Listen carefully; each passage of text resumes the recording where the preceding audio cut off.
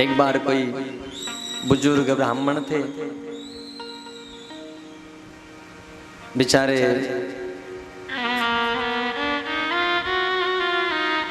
किसी के घर सत्यनारायण की कथा करने चले गए। अब सत्यनारायण कथा बहुत होती है ना आजकल। शादी हो गई तो बोले सत्यनारायण कथा, कुआं बनवाया तो बोले सत्यनारायण की कथा है, मकान बनाया तो सत्यनारायण की कथा तो होना ही चाहिए, है ना। उसके बिना कैसी पूजा। तो गांव के पटेल साहब ने अच्छा बढ़िया कुआं बनवाया, अच्छा मीठा पानी निकला उसमें। तो उन्होंने कहा इतना बढ़िया पानी निकला, किसी को नहीं निकला, चलो भगवान की कथा कराओ। तो गांव के बुजुर्ग पंडित जी थे, उनको बुला लिया। वो पंडित जी पटेल साहब के कुआं पे गए पूजन करने। बेचारे गांव के सब लोग आए, पूजन हो रही है। अब देखो आए दिन लोग सत्यनारायण की कथा सुनते, तो ये तो सबको मालूम है कि इसमें 5 अध्याय होते हैं।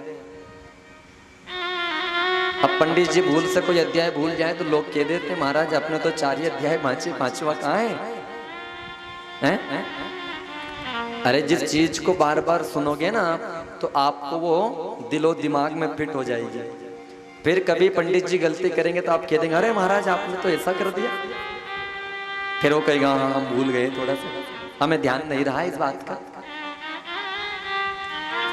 पंडित जी कथा करने गए खेत पे, रात को 10 बजे कथा शुरू हुई। अब जो कथा 10 बजे शुरू होती है वो तो 12-1 बजे पूरी होगी ना। पंडित जी ने पूरी कथा कर दी, 1 अध्याय से लेकर के 5 अध्याय तक। अब बुजुर्ग ब्राह्मण थे, नींद आ रही थी, सो ऐसा हुआ कि वो कलावती और लीलावती का नाम लेना भूल गए पंडित जी। अब लोगों को वो सत्यनारायण भगवान की कथा में कुछ याद रहे ना रहे, लेकिन कलावती लीलावती तो जरूर याद रहती है, और वही भूल गए पंडित जी।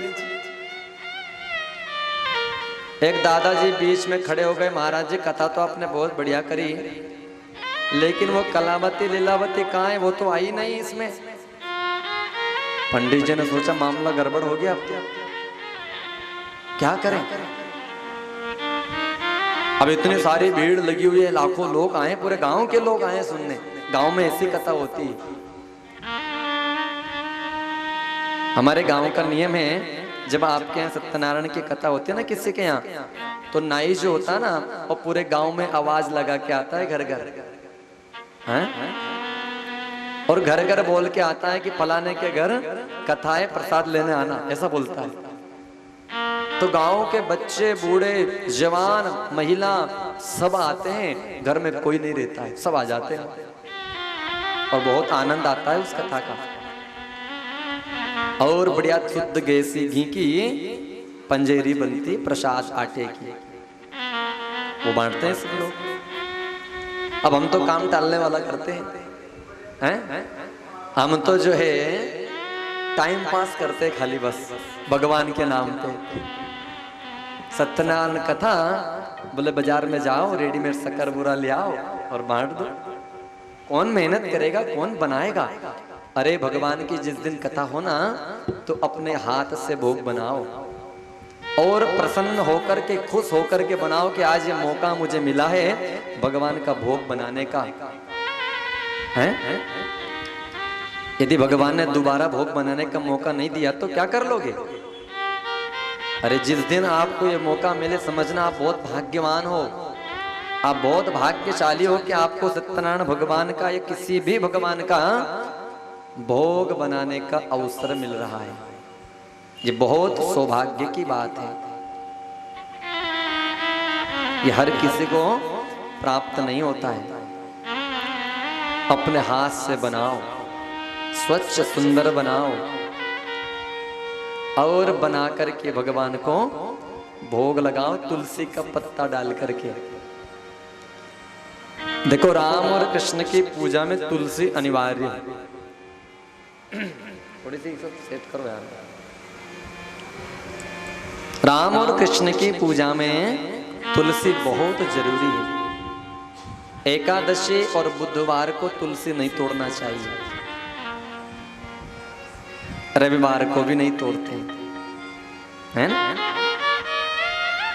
फिर क्या करोगे आप? अब आपके घर में रविवार कोई कथा है तो क्या करोगे? एकादशी कोई कथा है तो क्या करोगे? बोले उसका नीचे जो पत्ता गिरा हुआ है ना उसको तोड़ लीजिए। अरे महाराज नीचे भी नहीं गिरा है, अब क्या करें? तो कहते हैं हाथ जोड़िए, प्रार्थना करिए और एक पत्ता प्रणाम करके तोड़ लीजिए, है ना? क्यों? आप अपने लिए नहीं तोड़ रहे हैं उस दिन, किसके लिए तोड़ रहे हैं? जिसकी वो तुलसी है ना उसी के लिए तोड़ रहे हो। काढ़ा बनाने के लिए नहीं तोड़ना, नहीं तो फिर गड़बड़ हो जाएगा मामला, है? वो भगवान को भोग लगाने के लिए उसको प्रणाम करके प्रार्थना करके एक पत्ता उस दिन भी तोड़ सकते हैं, वो आप मना नहीं है, लेकिन केवल एक पत्ता भगवान के लिए, अपने लिए नहीं, ये भगवान के लिए। पंडित जी ने कहा क्या ये तो मैं तो भूल गया, याद ही नहीं रही। पंडित जी ने कहा कुछ तो बताना पड़ेगा इन लोगों को, इतने सारे लोग हैं तो कहेंगे कल से कथा मत कराना इनसे, कोई इनको तो आती नहीं है। अरे जो श्रोताओं उनको याद है कलावती लीलावती, वो पंडित जी को याद नहीं है। पंडित जी ने कहा आप सब लोग इतने साल से कथा सुन रहे, सब समझदार लोग हैं, पढ़े लिखे लोग हैं, यहाँ पर बुजुर्ग भी हैं, बड़े भी हैं, पढ़े लिखे भी हैं। आप सब जानते हैं जो कुलीन घर की स्त्रियां होती है, जो मर्यादा में रहती है, जो अच्छे घर की माताएं बहनें हैं ना, वो रात को 10 बजे के बाद किसी के घर नहीं जाती है। बोलो हर हर महादेव, हैं? अब यहाँ तो कथा हो रही रात को 12 बजे, तो कलावती लीलावती कैसे आएगी? हैं? गांव के लोगों ने कहा पंडित जी बहुत विद्वान है, बहुत बढ़िया, कथा तो इनसे ही कराओ, हैं? सही बात बताइए इन्होंने। बोले वो नहीं जाती किसी के घर, वो अपने घर पे रहती है 10 बजे के बाद के, 10 के पहले जो काम कर लेते हैं सब। कहने का भाव ये है कैसे भी समझो लेकिन समझो जरूर।